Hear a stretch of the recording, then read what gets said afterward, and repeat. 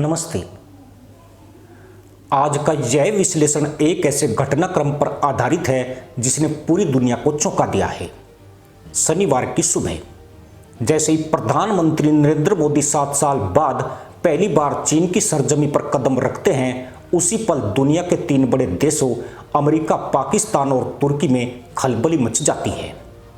यह सिर्फ यात्रा नहीं बल्कि भारत की वैश्विक छवि, रणनीति और कूटनीति की नई परिभाषा है। आज का विश्लेषण उन्हीं पलों, उन्हीं फैसलों और उन्हीं बदलाव पर है जिन्हें देखकर पूरी दुनिया हैरान है।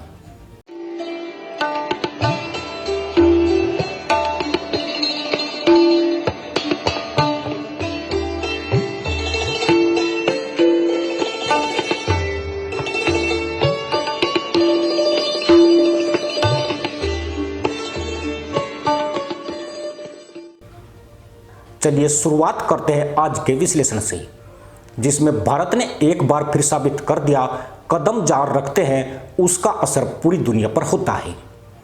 जैसे मोदी तियानजिन एयरपोर्ट पर उतरते हैं, सिर्फ एयरपोर्ट ही नहीं पूरा अंतर्राष्ट्रीय कूटनीतिक गलियारा जाग जाता है। चीन की परंपरा के हिसाब से भव्य स्वागत होता है, लेकिन असली चर्चा SCO यानी शंघाई सहयोग संगठन की सालाना समिट की है, जहां आज की तस्वीरें कल की दुनिया की दिशा तय करेगी। प्रधानमंत्री नरेंद्र मोदी पहली बार 7 साल बाद चीन पहुंचे हैं। सीमा विवाद, गलवान की तनावपूर्ण स्मृतियां और लगातार बिगड़ते रिश्तों के बीच में इस मुलाकात के मायने कितने हैं, समझिए। SCO समिट के मंच पर भारत, चीन, रूस और पाकिस्तान समेत 20 से ज्यादा देशों के प्रतिनिधि हैं।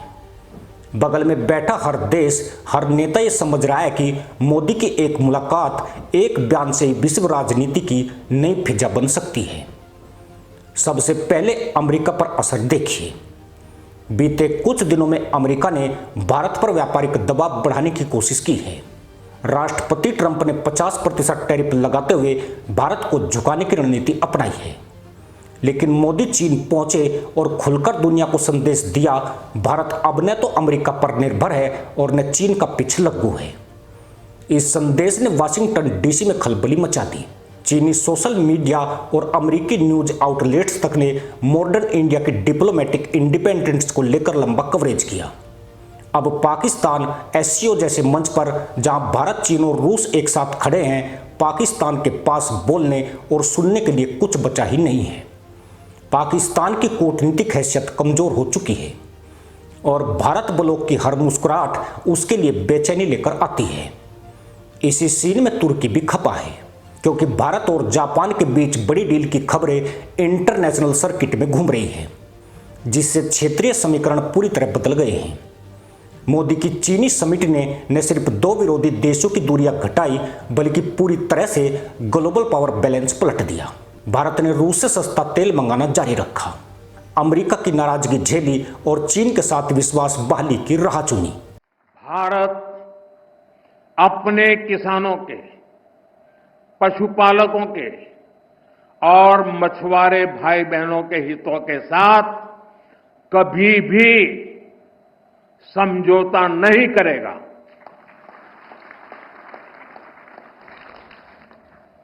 और मैं जानता हूं व्यक्तिगत रूप से मुझे बहुत बड़ी कीमत चुकानी पड़ेगी, लेकिन मैं इसके लिए तैयार हूं। समाज सुरक्षा और रणनीति के नजरिए से देखें तो यह दौरा सिर्फ यात्रा नहीं है, बल्कि सांस्कृतिक, कूटनीतिक, आर्थिक पावर शो और सैन्य संयम की बेमिसाल मिसाल है। चाहे भारतीय संस्कृति की क्लासिकल प्रस्तुति हो या चीनी कलाकारों का वंदे मातरम, हर दृश्य में एक गहरा संदेश छुपा है कि भारत और चीन अगर साथ चले तो केवल एशिया ही नहीं, पूरी ग्लोबल इकोनॉमी की दिशा बदल सकती है। मोदी की पहली चीन यात्रा ने यह साबित कर दिया कि आज भारत महज प्रतिक्रिया देने वाला देश नहीं है, बल्कि पूरी ग्लोबल डिप्लोमेसी को दिशा देने वाला निर्णायक केंद्र बन चुका है। अमेरिका, पाकिस्तान, तुर्की जैसी ताकतें भारत की रणनीति को देखकर अब अपने अगले कदम सोचने पर मजबूर है। यह है 21वीं सदी का नया भारत, दृढ़, निर्णायक और ग्लोबल स्टेज पर सबसे अलग। संदेश साफ है, भारत की डिप्लोमेसी भारत की शर्तों पर। कमेंट में जरूर बताएं दुनिया की राजनीति में भारत की यह नई भूमिका आपको कैसी लगी।